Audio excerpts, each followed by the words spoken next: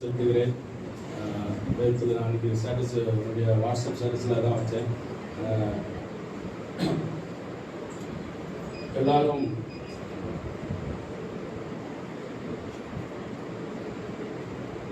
அவள் பிள்ளைகள் எழுப்பி அவளை பாக்கியவதி என்பார்கள். அந்த வசனம் தான் இன்னைக்கு காலையில் அம்மா நினைவாக வசனம் படித்தேன்.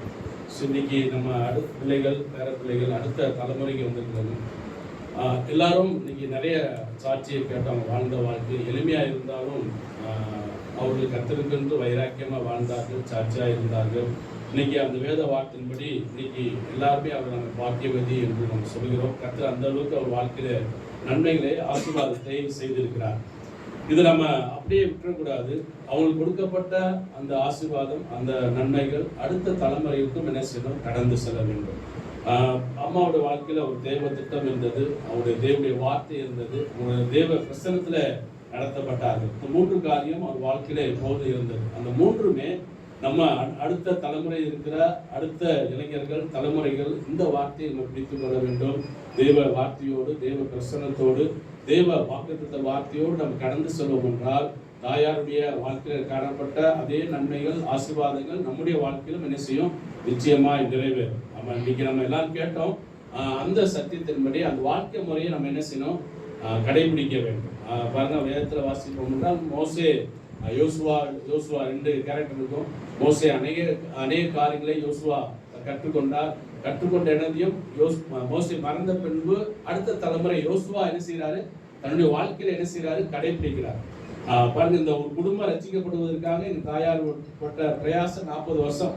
40 வருஷமாய் விடாபடியாக ஜெபித்து சாட்சியோட வாழ்க்கை இருந்ததுனால தான் கல்யாணம் முடிச்சு வந்தவங்க போனவங்க எல்லாருமே என்ன செஞ்சாங்க, ரசிக்கப்பட்டிருக்கிறாங்க. இன்னைக்கு முழு குடும்பம் இன்னைக்கு ஒரு 50 பேர் இந்த இடத்துல இருக்கிறோம்னா அவருடைய சாட்சியின் வாழ்க்கை. ஆமென். அதே போல தலைமுறையில் இருக்கிற அடுத்த சந்ததியினர் நீங்களும் அதிகமாக ஜெபிக்க வேண்டும், சாட்சியுள்ள வாழ்க்கை வாழ வேண்டும், ஒரு தரிசனத்தோடு இருக்க வேண்டும். எப்படியாவது எங்க அம்மாவுக்கு ஒரு தரிசனம் இருந்தது, முழு குடும்பம் என்ன செய்யணும், ரசிக்கப்பட வேண்டும். அப்ப அதே போல தாயாருடைய பாட்டியுடைய தரிசனம் நமக்குள் கடந்து வரும்போது நிச்சயமாய் தேசத்திலே அந்த பட்டணத்திலே அல்லது நாம் இருக்கிற இடத்திலே ஒரு பெரிய மாற்றத்தை நம்மால் ஏற்படுத்த முடியும். தொடர்ந்து நாம் கர்த்தருக்குள் பலன் கொள்வோம்.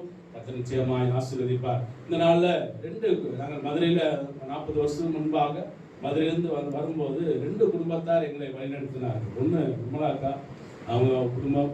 2வது தமந்தி டீச்சர் அவர்கள். 2 குடும்பத்தாரும் எங்களுக்கு மதுரை எப்படின்னு தெரியாது. நான் ரொம்ப சின்ன பிள்ளை. எங்கள் குடும்பத்தை அரவணைத்து அவர்களை நல்வழிப்படுத்தி எல்லா காரியத்தையும் என்ன செய்தார்கள், அவர் செய்தார்கள். அவருடைய செய்த நன்மைகளை நம்ம என்ன செய்ய முடியாது, மறக்க முடியாது. அவருடைய விமலாக்காக இருந்தாலும் சரி, தமந்தி டீச்சராக இருந்தாலும் சரி, இவருடைய வாழ்க்கையில ஒரு கூட பிறந்தவர்கள் போல இருந்து எங்களுக்கு எல்லா காரியத்தையும் என்ன செய்தார், நன்மையான காரியத்தை செய்தார்கள். ஆகவே இந்த நாளில் மனதார நாங்கள் வாழ்த்தி நாங்கள் ஆசீர்வதிக்கிறோம். நீங்கள் செய்த நன்மைகளை நினைக்கிறோம். கர்த்தர் நிச்சயமாய் உங்களுக்கு அதுக்குரிய பிரதிபலனை கர்த்தர் நிச்சயமாய் கொடுப்பார். ஒருபோதும் உங்களுடைய நன்மைகளை நீங்கள் வழிகாட்டின காரியத்தை நாங்கள் ஒருபோதும் என்ன செய்வதில்லை, மறக்க போகிறது. இப்போனாலும் எங்களுடைய நினைவில் எங்கள் தாயார் எப்படி இருப்பாங்களோ அதே போல எங்களுடைய நினைவில் எப்போதும் இருக்கிறது மதுரை விழாபுரம் மீனாட்சி நகர் ராவ் தான் வந்து. அதே போல டீச்சர் கிறிஸ்தவ டீச்சர். நிச்சயமா உங்களுடைய பிள்ளைகளுடைய அடுத்த தலைமுறைய ஆசீர்வாதங்கள் நன்மைகள் இருக்கு. செய்த உதவிகள் ஒருபோதும் யாராலும் மறக்க முடியாது. நிச்சயமாய் அதுக்குரிய பிரதிபலனை நம்முடைய வாழ்க்கையிலும் தலைமுறையிலும் நீங்கள் பார்க்க முடியும். கர்த்தர் நல்லவர். அதே போல நாளை குடும்பத்தில் வந்திருக்க ஒவ்வொருவருக்கும் நன்றி செலுத்துகிறேன். நாங்கள் வீட்டில் வச்சுதான் பண்ணணும்னு நினைச்சோம். ஆனால் வீட்டில் வச்சு பார்த்தோம்னா இப்படி உட்கார்ந்து ஒருத்தர் என்ன செய்ய முடியாது, பேச முடியாது. ஆகவே சில சிரமங்கள் இருந்தாலும் நீங்கள் வந்து ஒத்துழைப்பு கொடுத்துருக்கீங்க. அதுக்காக உங்களுடைய அனைவருக்கும் நன்றியை தெரிவித்துக் கொள்கிறேன்.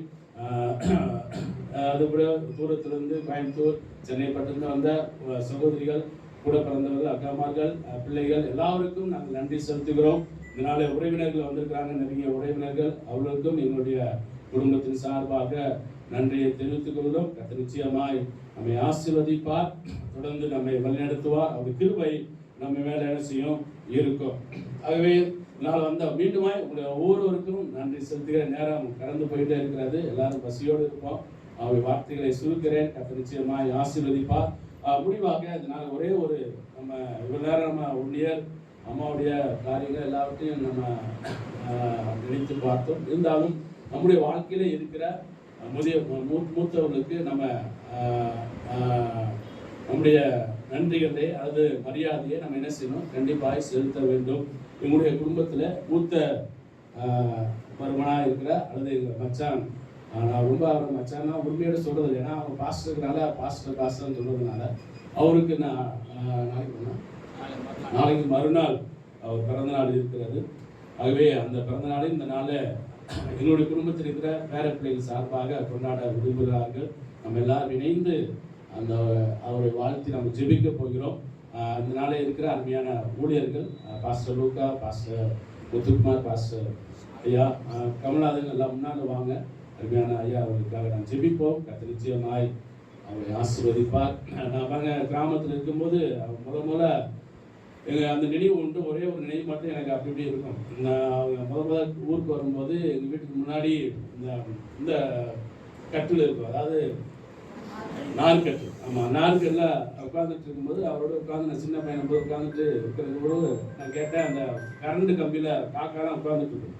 அப்போ அவர்கிட்ட மச்சான கேட்குறேன், பாஸ்டர் கேட்குறேன், என்ன இந்த காக்காலாம் உட்காந்துருக்குற, அதான் சாகாதா அப்படின்னு சொல்லி அந்த டிஸ்கஷன் மட்டும் இன்னும் என்னுடைய பசுமை அந்த மறக்காம நினைவுலே இருக்கிறோம். அந்த சின்ன வயதுல அவரோடு உட்கார்ந்து பேசி அந்த நினைவுகள் இன்னும் மறக்கலை. அது மட்டும் இல்லை, அவர் எங்களுடைய குடும்பத்துக்கு ஒரு நல்ல ஒரு ஆவிக்குரிய தகப்பனாக இருக்கிறார். அதனால எல்லாருக்கும் அவரால் முடிந்த அளவுக்கு நன்மையான காரியத்தை செய்திருக்கிறார்கள், ஜெபித்திருக்கிறார்கள். ஆகவே அவர் செய்த உதவிகளை நம்ம மறக்க முடியாது. ஆகவே நம்ம இருக்கிற இந்த அடுத்த தலைமுறைகள் நம்முடைய முன்னோர்கள் நம்முடைய வாழ்க்கையில் இருக்கிற மூத்தவரை நன்றாக மதிக்க வேண்டும், அவருடைய அறிவுரையை கேட்க வேண்டும். ஒரே ஒரு வசனத்தை மட்டும் வாசிக்கலாம். அந்த எபிரேயர் 11ஆம் அதிகாரத்தில் வாசிக்கிறோம். முன்னோர்கள் நற்சாட்சி பெற்றார்கள். இன்னைக்கு அம்மா குறித்து அநேக காரியத்தை கேட்டோம். அதே போல நம்முடைய வாழ்க்கையிலும் நம்ம வாழ்க்கையில் கொடுக்கப்பட்ட தகப்பன்மார்கள், தாய்மார்கள், முதியோர்களை நம்ம என்ன செய்யணும், கனம் பண்ண வேண்டும். அந்த கனம் பண்ணுவதாக இந்த நாளில் அருமையான பாஸ்டர் நம்ம எல்லாரும் இணைந்து ஜெபித்து வாழ்த்தி ஆசீர்வதிக்க போகிறோம். பாஸ்டர் வாங்க, லூக்கா பாஸ்டர்.